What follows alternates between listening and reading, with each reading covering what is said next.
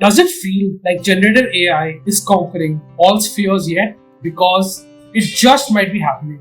With OpenAI's ChatGPT, there have been reports coming out about students using ChatGPT for their homework or assignments, leading to teachers and universities calling for a ban on the AI model.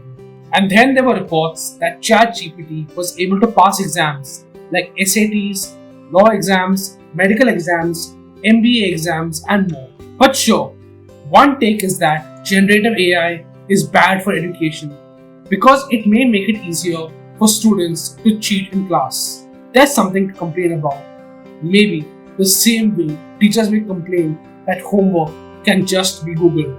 People's thinking on generative AI and education has been more about ChatGPT gives students easy answers and doesn't really foster critical thinking or problem solving, as opposed to schools that may not really provide critical thinking or problem solving either.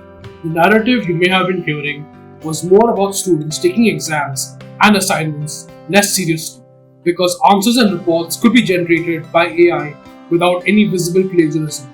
That's a vastly different concern from whether generative AI education has the potential to make teaching in schools obsolete and overturn the traditional education sector and education companies. So, is there anything beyond reducing the power of giving a student an assignment?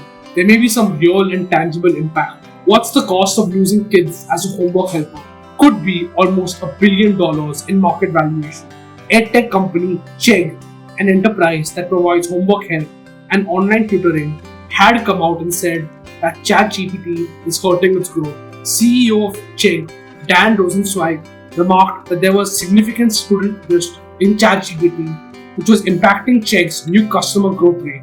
In the first week of May 2023, shares of Chegg closed down to nearly 50% to about $9 after the comments he made. So, if you can't beat them, does this mean you join them? Because Chegg is developing its own AI product, CheggMate, to help students with homework in collaboration with OpenAI. That being said, experts believe that there may not be a meaningful impact on Chegg until FY 2024. Rosenzweig has also remarked that the retention rates of existing subscribers were high and that Chegg would embrace AI immediately and aggressively. We're also seeing AI pop up in global study platform Quizlet, which introduced QChat. That was the first fully adaptive AI tutor experience. Quizlet didn't start with AI after OpenAI. It had AI even back in 2017 with an initiative called Learn Mode to help students learn faster. And Khan Academy announced a GPT-4 powered tool called Khan Migo. AI is also being attributed to the shedding of market value for Chegg's UK rival Pearson, whose shares fell about 12% in the first week of May 2023. So, does generative AI mean the end of education and EdTech as we know it? Salman Khan of Khan Academy opined that AI could help education, not just kill it. He believes that risk can be mitigated if there are the right guardrails. He also remarks that the world is at the cusp of using AI to the biggest transformation that education has ever seen. According to Khan, there may be a world where every student could have an AI personal tutor and every teacher could have an AI teaching assistant. So maybe that means AI could affect the role of a teaching assistant. There's a chance that an average student could become an exceptional student using AI, and teachers could get help with lesson plans, administrative work, and help augment their lessons to become more interactive and interesting.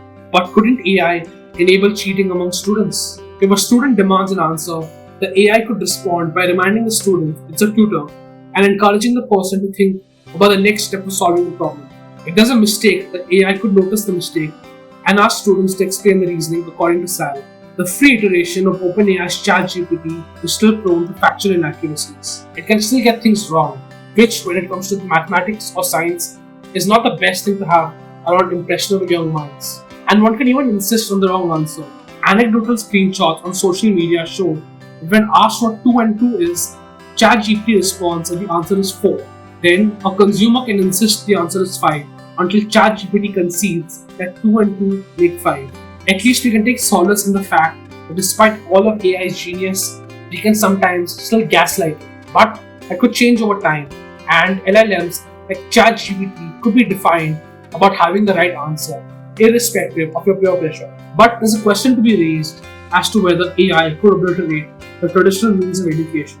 Did Google end the school classroom supremacy?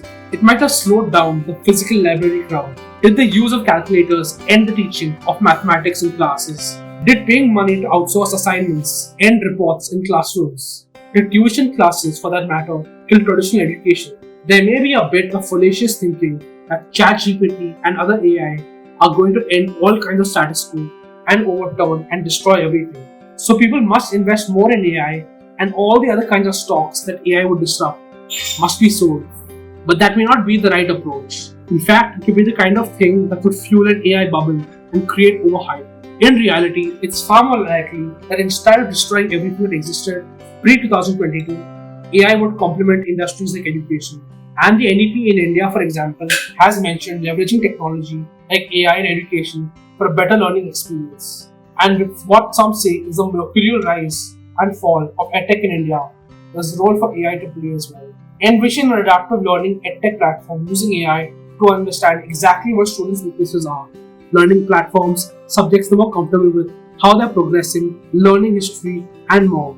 And based on all that, the AI could churn out learning modules for a teacher to adhere to that could best help the student. Maybe EdTech platforms could read an AI their content. Maybe EdTech platforms could feed an AI their content and train the model to answer students in real time.